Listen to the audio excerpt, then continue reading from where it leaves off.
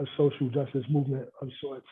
Obviously, the civil rights movement, for obvious reasons, a social justice movement.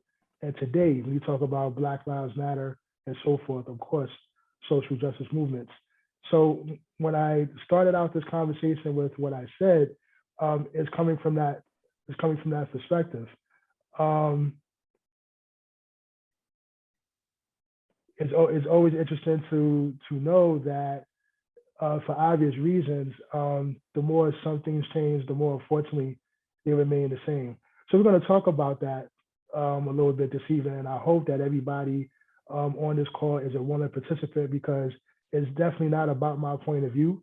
It's about what we all intend to bring to the table. So let's get into it, shall we?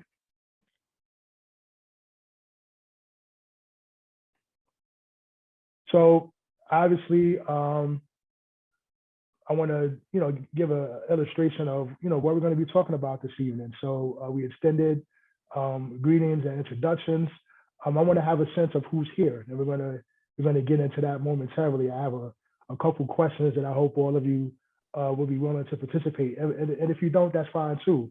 For those who've heard me present before, I'm big on, you don't have to be the loudest voice in the room to show that you're here. If you're present, it says 1,000 times more. So even if you're just observing and you're not too comfortable with the questions, I hope that you take something from it. And while we're going there, if you will, you'll see what I'm talking about. How or why social justice and higher education are connected. We'll talk about that. Social issues facing higher education these days, shall I say. A CUNY-related history. I'm not sure if many of you know how much your institution overall has social justice roots, if you will, and I hope that whether you know or not, it gives you pause. Of course, I'm going to give an example of that, example of CUNY-led activism and how it plays a huge part as to where, if not you, then perhaps some of your classmates, how they're pursuing their higher education. The open admission strike, which is all connected to that conversation. Some lessons from that strike that are probably all too familiar. What should be our mindset moving forward? And as those who are familiar with my presentations before you dip, it's a phrase that I use when I use a quote to end these conversations. So with that in mind, let's get into who's here, shall we? So I would like to ask by a show of hands, who is a first generation college student? Who in this room is a first generation college student? Raise your hands, wave them like you just don't care. Put them up, put them up. Awesome, awesome, awesome. So we have some things in common here. First generation college students in the house, and you have another one. Thank you for that. Thank you for sharing. Thank you for your willingness to share. Who identifies themselves as upper class? Raise your hands. All right. Thank you, sir. Thank you for your willingness to share. Thank you for your willingness to share. Thank you. Similarities in every difference. Take a look around the room, even those who may not be seen on the screen. You never know what you have in common until you ask the questions, right?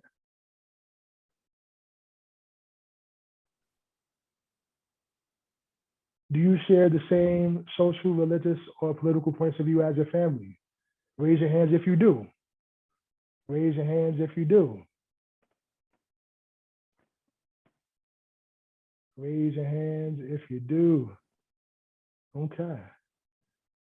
A couple. Raise your hands if you don't. If you don't share the same point of view as your family. Wow, quite a few. More. All right. Interesting. Thank you for sharing. Thank you. Last question, as far as asking who's here. Who has a particular interest in social justice related issues or concerns? Who has a particular interest in social justice related issues or concerns? It may in part answer why you're here, right? So for those who want to share, what is that particular issue? If you don't mind sharing, you can put it in the chat, or you can You can state your cause, shall I say, for those who raise their hand. What is that particular issue you are most passionate about? Anybody? Whoever wants to volunteer. I would like, if anybody wants to speak, make sure your hand is down, and then this way we could call on the people whose hands are still up. So if you want to speak now, make sure your hand's not raised for the questions.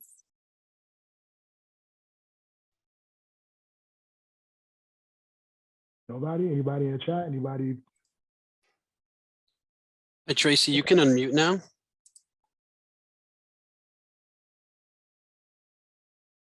She actually wrote it in the chat. Please. Educational equality, my life and professional work. That's her life's work. Thank you. Thank you for sharing. Thank you for sharing. We have Jacqueline. She wrote disabilities right, activist and advocate. Yes. Yes. There you go, JT. Chime it in. There she go. Awesome. Awesome. Adrian, we have, I'm interested in investigating the role journalism plays in systematic racism. Wow. Wonderful. Wow. Wow. That is quite the whole to jump into. Tracy agreed with Jacqueline. That's important to her as well. Yes. And then Jamie put in disability justice, the intersectionality between disability and other multiple marginalized identities. Very nice. Awesome. Awesome. Very good. Awesome. Thank you for sharing, folks. Thank you for sharing. I like to have these types of conversations so that there's an understanding from everybody in this space while we're here. And I don't know if everybody here knows each other, but I'm willing to bet that maybe there's one person that somebody doesn't know. And with these 4 questions in mind, one more thing about someone in this room that you may not have known previously.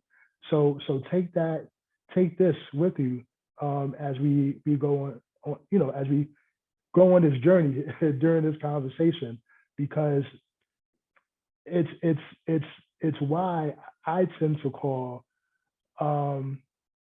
scholarship in this regard a human laboratory, right?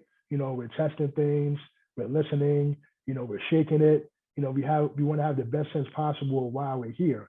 So that my hope, as I'm sure it is of your classmates and administrators that's also on this call, is that you're taking something, from that, and not just what you learned in the classroom, but also outside the classroom as well.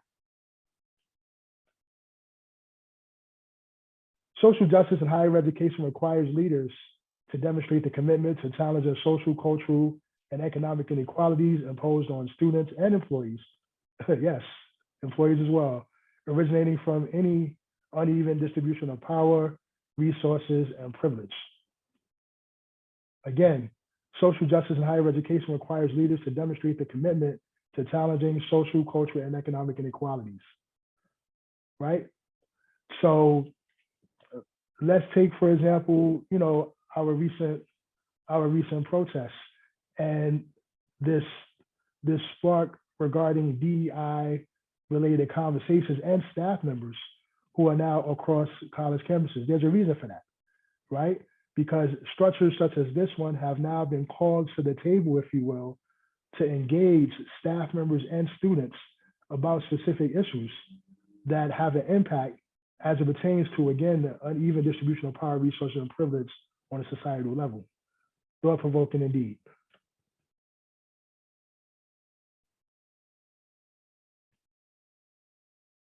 What are some of the social issues facing higher education? Some of you touched on it. We all touched on it somehow or another.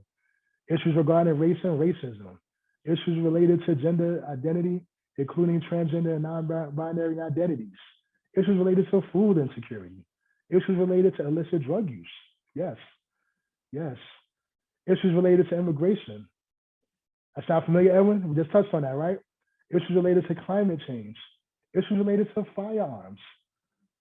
I want to touch on the last one briefly, right? We know there was a recent shooting in Sacramento, right? For those who are into current events, and I know how depressing that can be.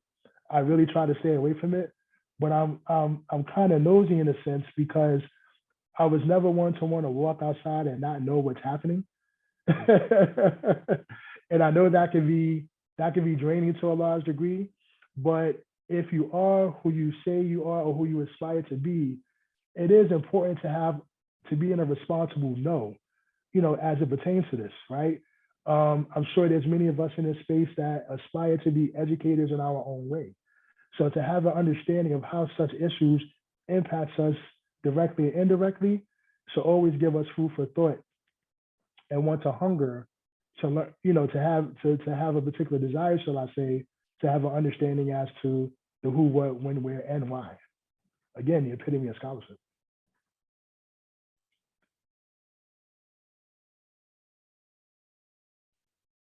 I touched on this a little while ago. Are you aware of your institution's history as it pertains to social justice and student activism? Raise your hands if you have an awareness about that. Are you aware of CUNY's history as it pertains to social justice and student activism? Want to show your hands? Anybody? Anyone? No one? I refuse to believe it. I know JT does.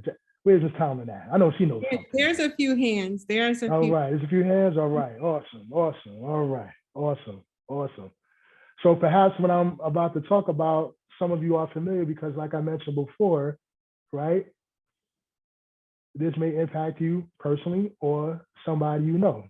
So let's see if you know. Let's talk about it.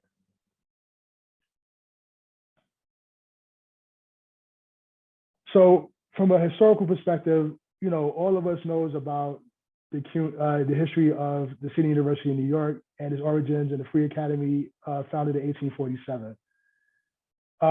As with, you heard me reference, higher education as the human laboratory and experiment. This is one of the reasons why. So the experiment is to be tried, whether the highest education can be given to the masses, whether the children of people, the children of the whole people can be educated, and whether an institution of learning of the highest grade can be successfully controlled by the popular will, not by a privileged few, but by the privileged many. So that really puts into perspective our conversation tonight and this week's event, as I hope you would agree. The Free Academy may have been intended to serve the children of the whole people, but truth and access to the university has always been the object of a social struggle, pardon the typo, because you have to understand that you got to understand the time frame in which CUNY came together. You could bet your bottom dollar that folks of color kind of stood outside and wanted to make sure that they had a place in the academy, if you will.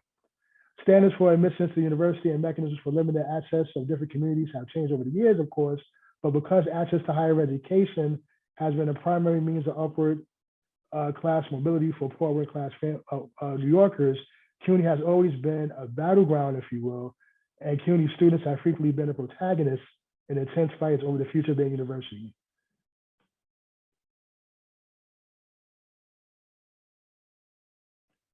(1969), there's something about the 1960s, I tell you, something about it. That's why you hear a lot of folks just kind of, you talk about back in the day with some level of nostalgia, but also with a level of horror, right? In 1969, Black and Puerto Rican students at the City College fought for and won an unprecedented opening of admissions at the City University of New York that resulted in a radical transformation of the university. The student body doubled within a year as a result, and within 7 years, almost all the all-white student body had become majority students of color. Yes, we took over. Why? And what was the result?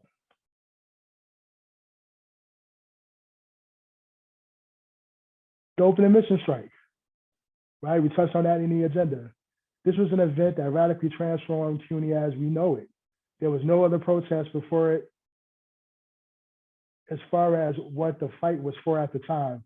It was militant in the sense that, excuse me, when you consider Harlem being the epicenter, of CUNY at the time, I'm sure there were folks that felt, we don't know how far this is going to go.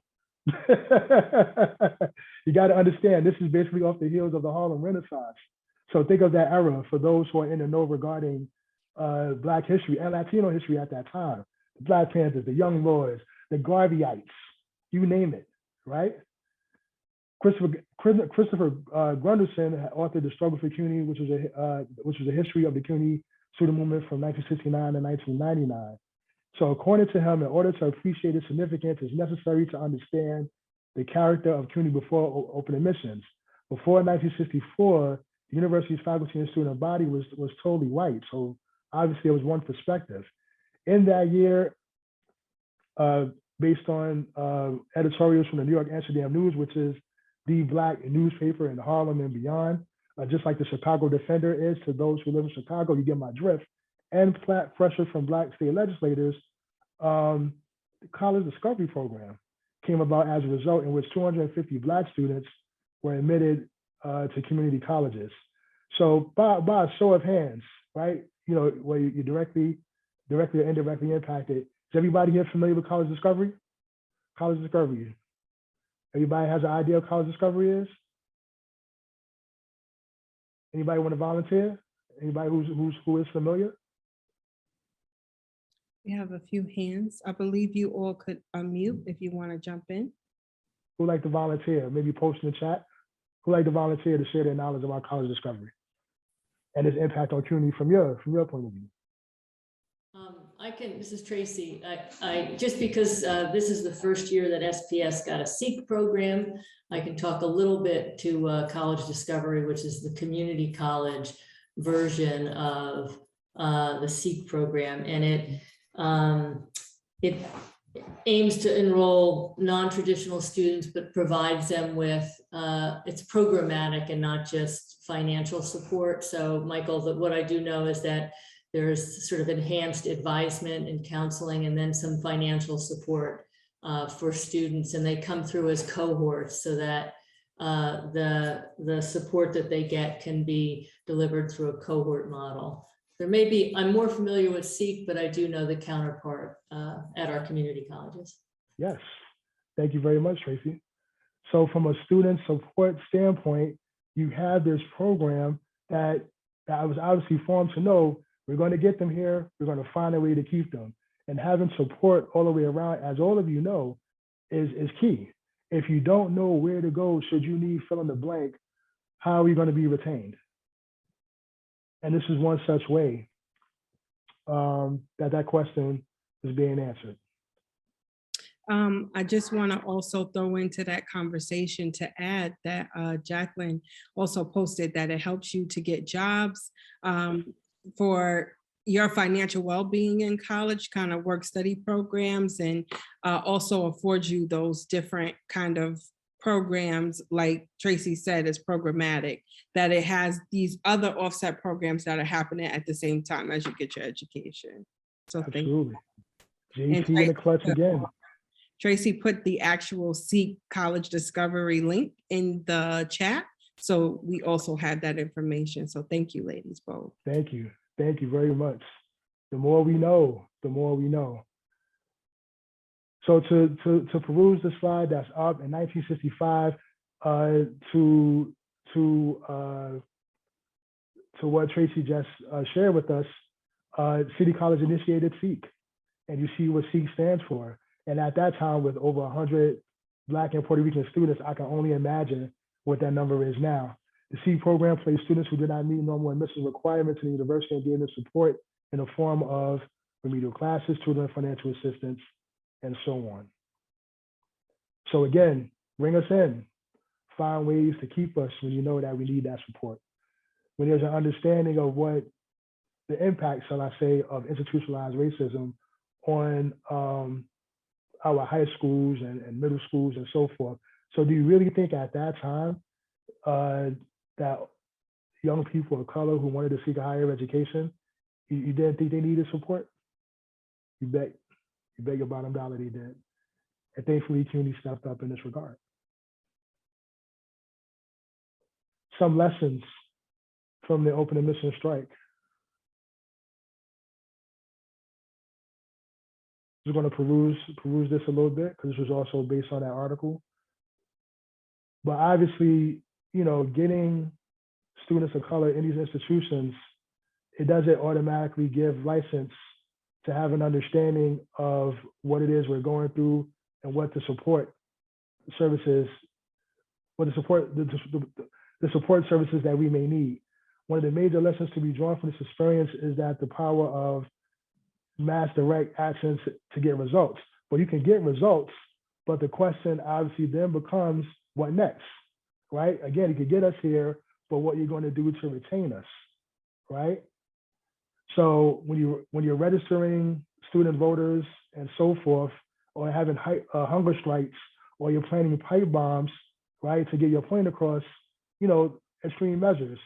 But these tactics, even at that time and to a degree, even now, these are tactics that most consistently mobilize large numbers of students and won major victories, will also mass and direct action, prolong building structures necessary for us to succeed. So obviously the extreme measures involved by some students yielded results.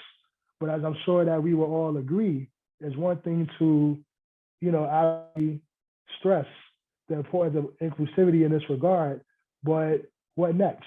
Okay, you threatened to blow up the building. You staged a sit-in at the president's office. Maybe you had a silent protest in front of the library. Maybe you demanded more faculty of color. The list goes on and on. But once these demands are talked about or discussed or what have you, what next? What next? What next?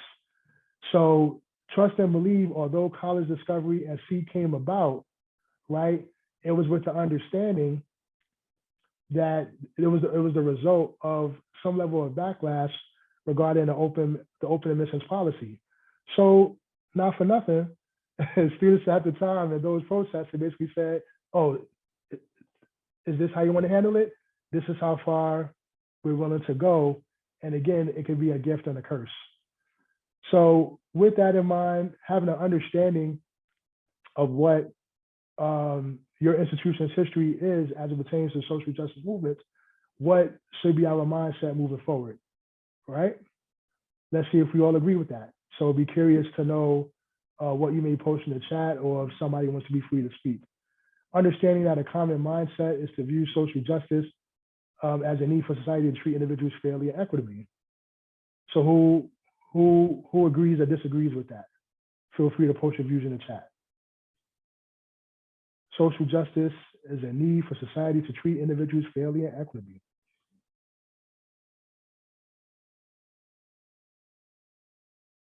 Those who dedicated their lives to advocating change in higher education reform. Social justice also means dismantling policies, practices, and mindsets that have for too long supported and fostered inequities. Anybody agree or disagree? Feel free to post or raise your hand if you want to do that. In sum, social justice in higher education means creating, teaching, and learning environments that support all students equitably without regard to race, ethnicity, gender identity, religion, or learning potential. Any thoughts so far? I have a thought on that moving forward. Please. Don't shoot the messenger, but I like it. But to me, it is a living testament as why it's not hitting. Like, we could talk about equity, and like, next thing you know, we have equity in school, but when we get out in the real world, we can't get a job. Like, we're missing so many components to that sentence. And I think that's what happens, right? We could ask for equity at SPS, which is great, but SPS is only just a little sentiment of the world. So it's like, how, like, of course we want equity and diversity and inclusion and all of this good stuff to give us the feel, but at the same time, we need but on the other hand, we need to be in a space where we can support ourselves after this. Because like financial aid and all of that is great while we're here, but unless you're going to give us financial aid all our life, where are we going with this conversation? Because, you know, it's a part 2 to this, because this is college, you know, not K through 12. So what do we do here? So we got to finish that sentence, I think, moving forward. Equity, diversity, inclusion, plus advancement to help you live in this society. You know, I think we're missing another part.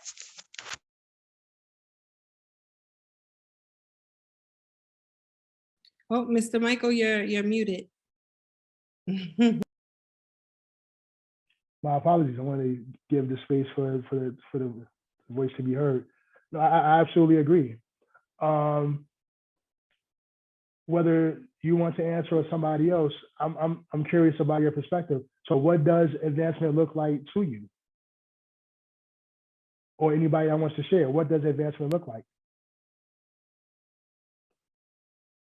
Tracy, Because for some, it might be having a space to have this conversation. It might be just earning their degree. It might be finding that dream job, right? However they caught that lightning in the bottle. So I'm just curious if maybe there's some that might feel the same. Because consider the questions that we started out this conversation with, right? You got folks from different shores here. So is there a raised hand? Do I see a raised hand? yeah, Jamie has her hand up, and Jamie. Tracy, I don't know if you put your hand down. Yeah, she put her hand down. So Jamie. Yeah, I think a start for colleges is to get people to learn to advocate for themselves too. But like I said in the chat, I think that too often we're focused on equality and not equity, and there's a huge difference. And I think of that cartoon every time of like the 3 boxes where everybody gets 1 box, but that doesn't help the short person, and the tall person didn't need it. And then you have the short person getting 2 boxes, and the medium person, I wish I had the picture, medium-sized person getting 1 box and tall person getting none. But then there's a third panel that I saw recently was get rid of the fence altogether. And if you have like a chain link fence, then everybody can see through and removing the problem. So I think sometimes, you know, creating a space is really important because people need to, I mean, there's so much evidence that like self-advocacy is a key going forward, but like making people understand that it's not just about changing how you treat people, or like it's systematic. And that just because, like Jacqueline said, just because it's a safe space here doesn't mean that the real world's going to treat you like that, but being prepared for it. And then if you have the resources and the privilege to make that change and make yourself devoted to doing that change, and not just for you, but for other people, I think that's important too. Yes, yes, yes, yes. Definitely. So with that in mind, right? Again, one can only imagine the 60s, right? And that's why I stated in the beginning, it's something about the 60s, you know, and I say that with a smile, right? But Before you again, move on, Mr. Michael, I think please. Adrian has a good point in the chat, and I don't know if he wants to step on and elaborate on it a little bit, because I think he does it better justice than me trying to read it.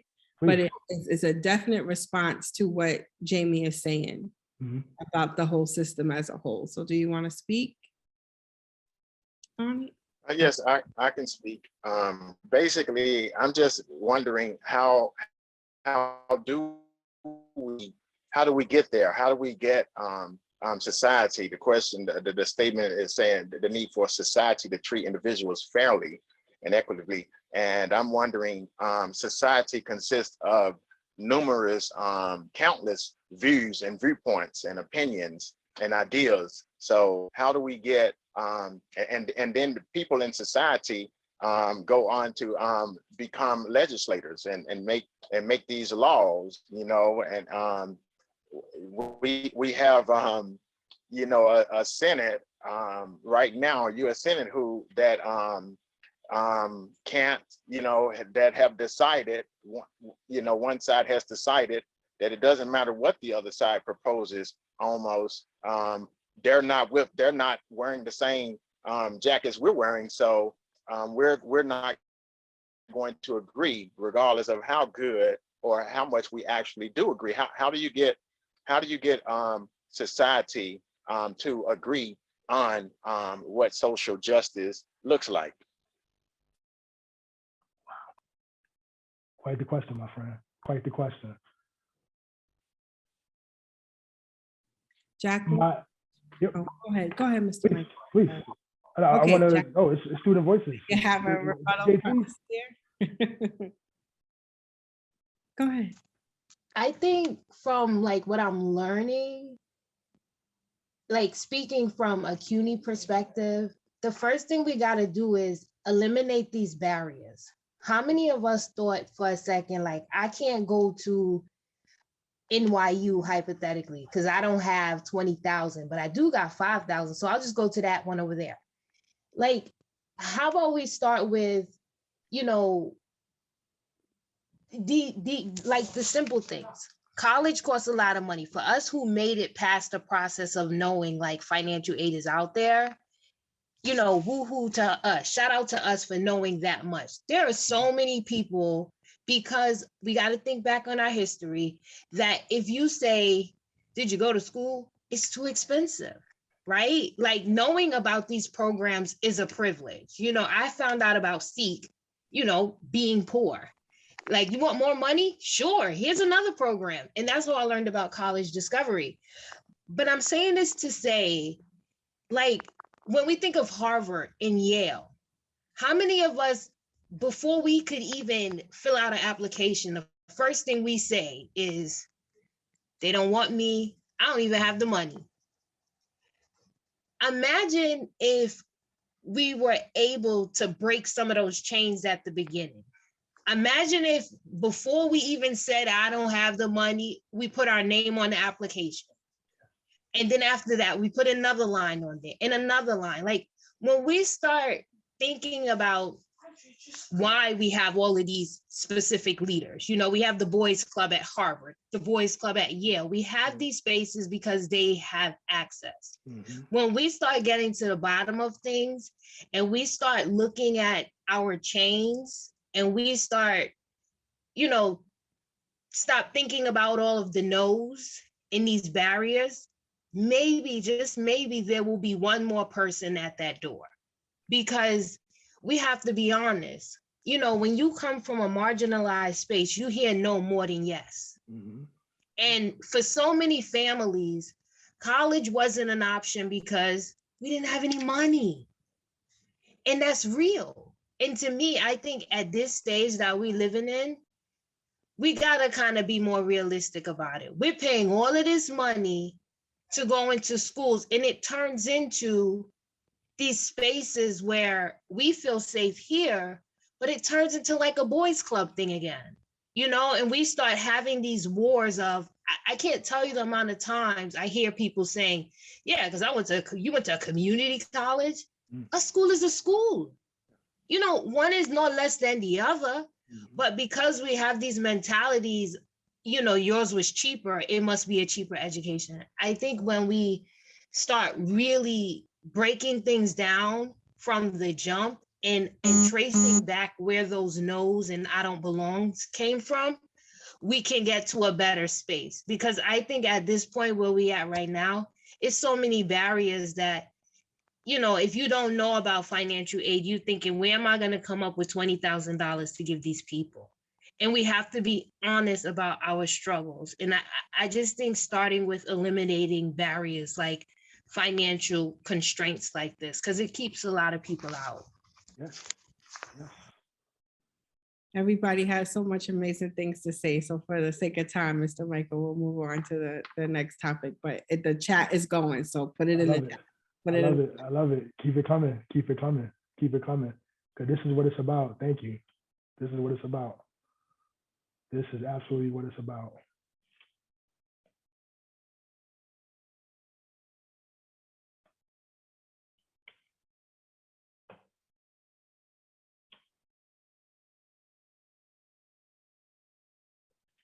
Social justice works when all stakeholders in the institution demonstrate a social justice mindset, where all stakeholders are expected to embrace student backgrounds, experiences as assets rather than deficiencies.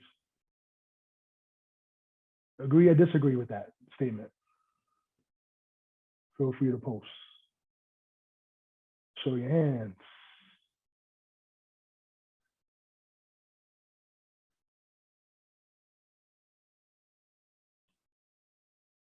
Right. Social justice in higher education requires leaders to demonstrate the commitment to challenge the social, cultural, economic inequalities imposed on students and employees originating from any uneven distribution of power, resources, and privilege. So that's taken from an earlier statement, but I think we all agree with that mind state, right? It requires us, But I want to take this part of the conversation a little further, right? Because I think Ms. Tomlin touched on it. All of you that had something to say touched on it to a large degree. What's the cost? What's the cost? Right?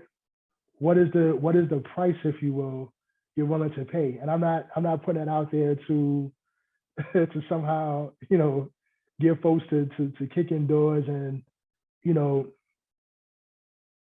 put themselves in a uncomfortable position. But to the points that were just made, to have an understanding of what are you prepared to do, right, to make your voice be heard, right, and to extend that voice not only within a comfortable space, but also within a space that you may not express it. So if you're the only Black male in a room full of all white males, and one of those white males clearly says something that is insulting about that individual, is that individual obligated to say something? Or do they suck it up, smile, and keep it moving? What are they prepared to do? Their job is possibly on the line depending on how they react. They could get kicked out of school if that's the setting. What are you prepared to do? What is the price you're willing to pay?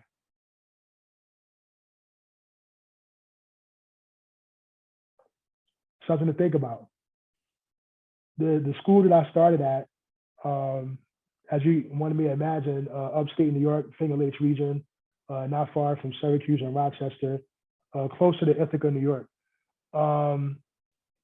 If you would imagine, you know, those of us who came from the 5 boroughs, the first thing we were asked was whether or not we were opportunity program students. So we had what's called the Atop program, which is the same as SEEK and college discovery. Some of us were athletes. I played small college football. And that was the first question we were asked when we got off that Greyhound bus in the 90s. We had to play basketball, football. We had to play a sport, lacrosse. We had to play a sport. There was not a question, at least in my class at the time, as to whether or not we got down our own academic merits. I did. Football was secondary. Otherwise, I would have played on another level. So questions then, I can only imagine the questions now.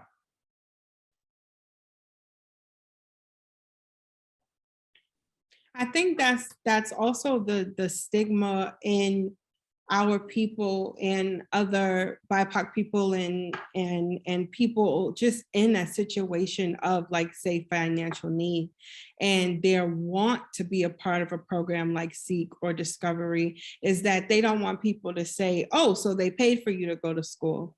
Oh, so you only made it because you were in that program, and not off of the validity of the work that you have to do to be in that program, because you have to maintain a certain GPA.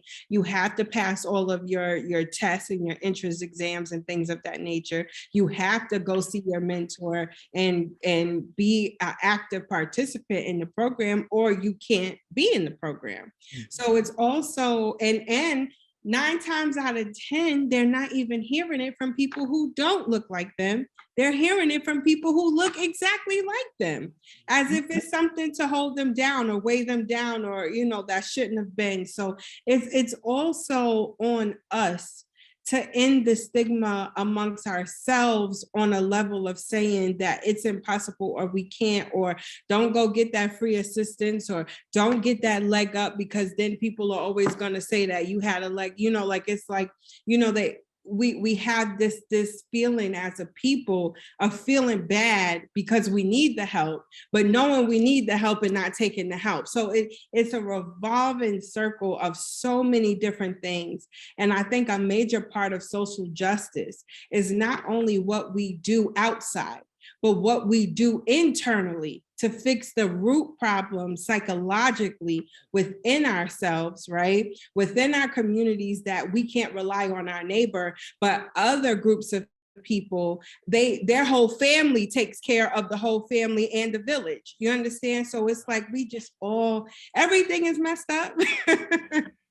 And social justice is not just, oh, okay, so we're gonna make sure that BIPOC people can come here, they can afford it. No, it's we're gonna make sure that not only can they afford it, they get the resources they need, but that they also have a program where they can sit amongst themselves and work out what else do we need, what else do we have to do, how can we bring each other along for the ride and not just have people that don't look like us bringing us for the ride. And we don't need a hero. We don't need a savior, right? We need an opportunity. And that is what the social justice, like full circle social justice, right? Full circle social justice should be opportunity based and not savior based.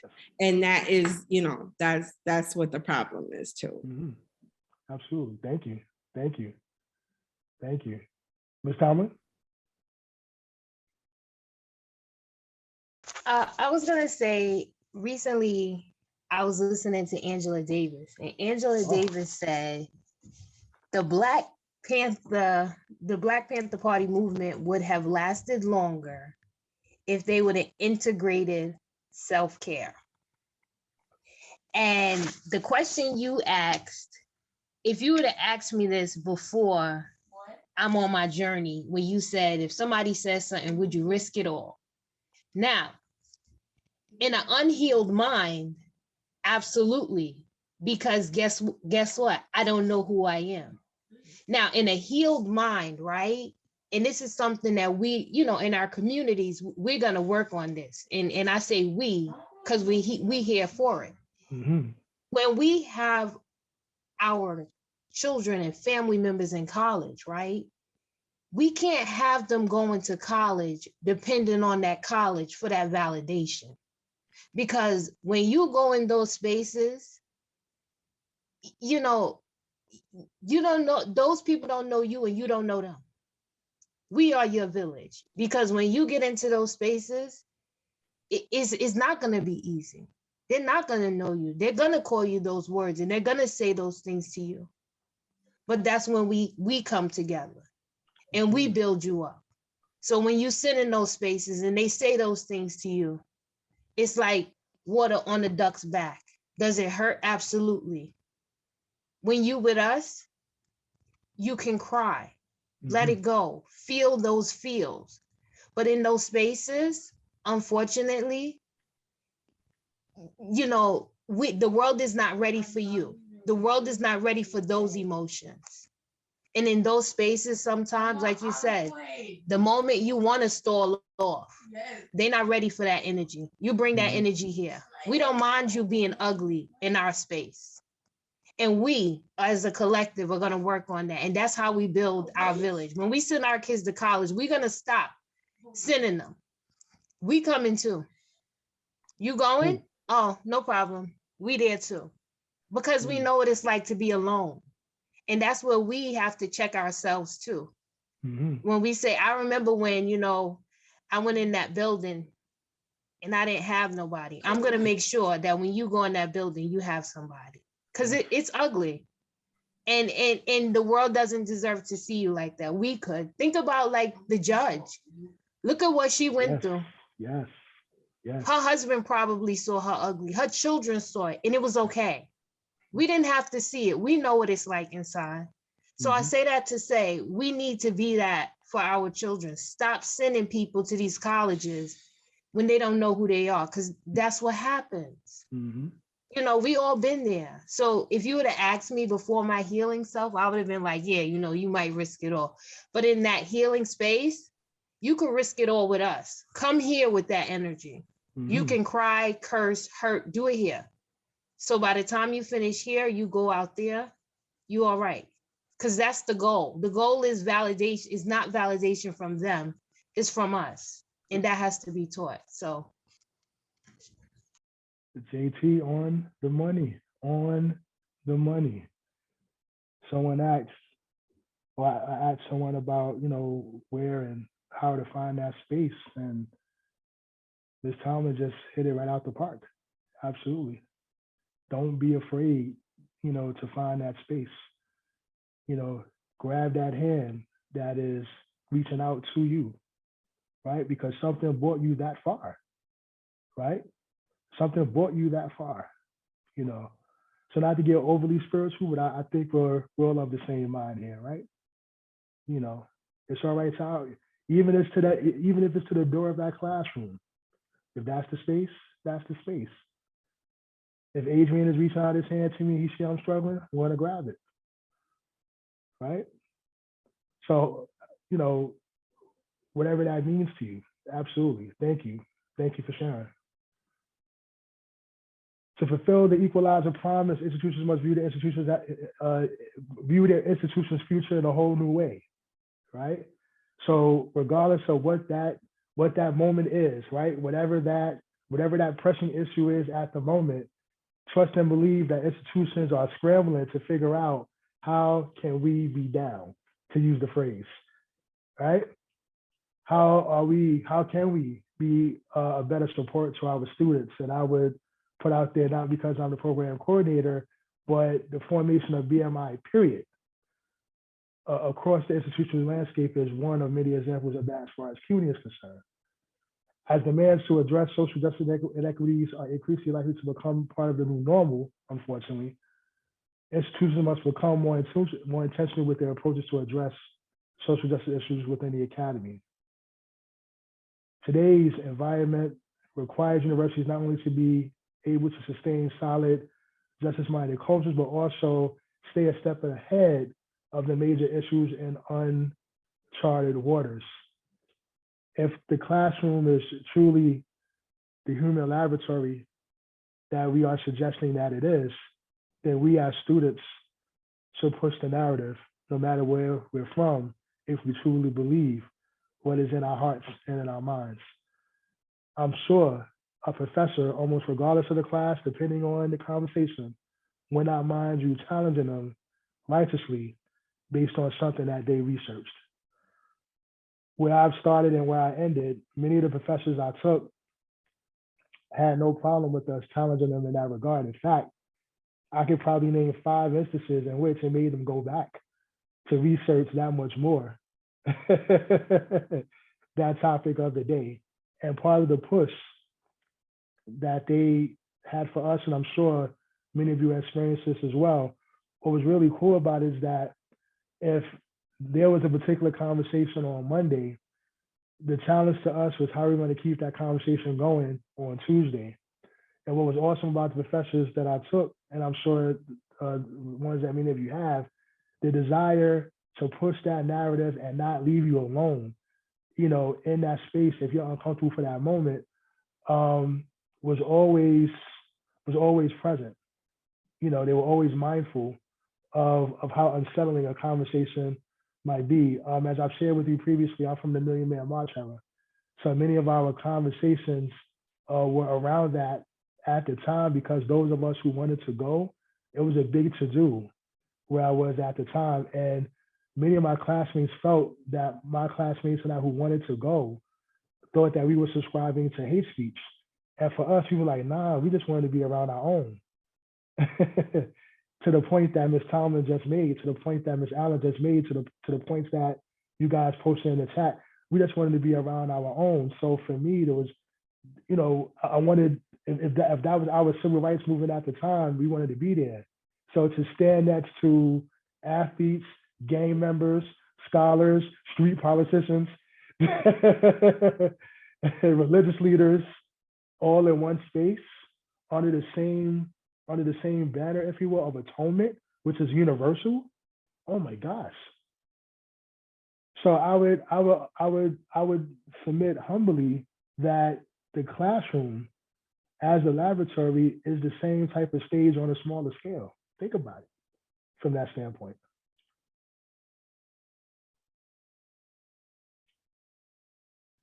I agree. Yeah, definitely. I even too, like, go so far as to say that it's, for me personally, it's one of the greatest spaces to be in. I really don't give people permission to invite me into a conversation. You know, if I got something to say, I'm gonna say it. But but you know, there's not a lot of people like me, and I get that, and I'm definitely one for like, no, you have something to say. What do you want to say? Tell us all. Like, let's bring it in. Like, even if you're quiet, like you have a voice, you should use it.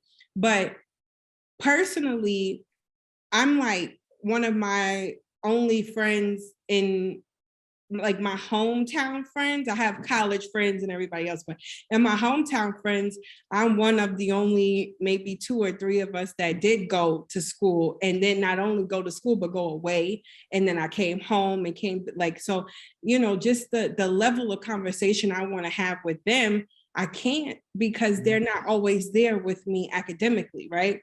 And not to say that they're slow, they're street smart, some of the most entrepreneurial, amazing people I've ever met before. They gonna make their money legally and pay their taxes. It's just school wasn't for them, right? So, but I want to have these deep conversations and thoughts about philosophy and psychology and social justice and all the reform and all these other different things. And they can't meet me there because they haven't sat in a room with other Caucasian people to have an education-based conversation with them, right? Everything is just what they know from the neighborhood, and the white people around the neighborhood don't treat them right. So they don't know how to be like, no, I know these people who sit in a classroom and actually care about what we have to say there. Oops, sorry.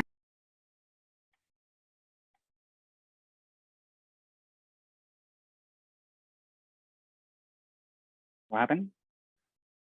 I think Ashley had an announcement at her job, but I know she's gonna get back to it. She's not gonna lose that thought.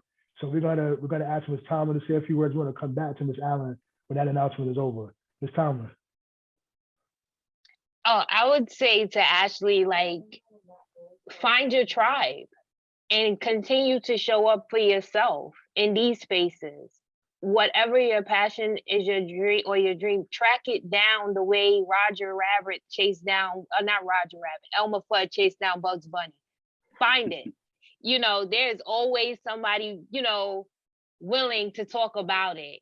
It's like sometimes we focus so much on like wanting to bring people with us and not realizing it's people where we going. And for whatever it's worth, you know, that's the beauty of college. We kind of like forget it there. We kind of like miss that. Those same people in your classes that you're having these conversations with, you build and you grow. And it's awkward, of course, because you come from 2 different spaces, but that awkwardness is what makes it even better. Because what we ride on with our own friends is the comfort. And the minute we let go of that comfort, the minute we are challenged in our conversations, in our relationships with people. So it's like learning to use college as a tool, not what the same principles we use to seek and discover, use those same tools to seek and discover relationships with all people. And when we have hometown friends, we didn't find those friends with the same level of seek and discover. We found them on comfort. And that's why they can't have those conversations. And college not only challenges you to, you know, learn about academia, learn about yourself, learn about your peers, you know, learn about the people you're reading about. And that's how you find your tribe in those people to have those conversations, because they are there. But it's just a matter of disconnecting from where you were and connecting to where you're going. Absolutely. Absolutely. Absolutely. I agree, and I take all of that. I was just gonna say full circle back to before the announcement. I was just saying that that's where they are, and that's okay. But I learned through being in these classes and having these conversations and having Caucasian teachers and understanding that the world is bigger than that situation, how to compartmentalize my relationships and my situation. So I'm good. It's friends on all different levels. Yes. I like the meme that it's like, I have friends that do this, and then I got friends that do this, and it's all good.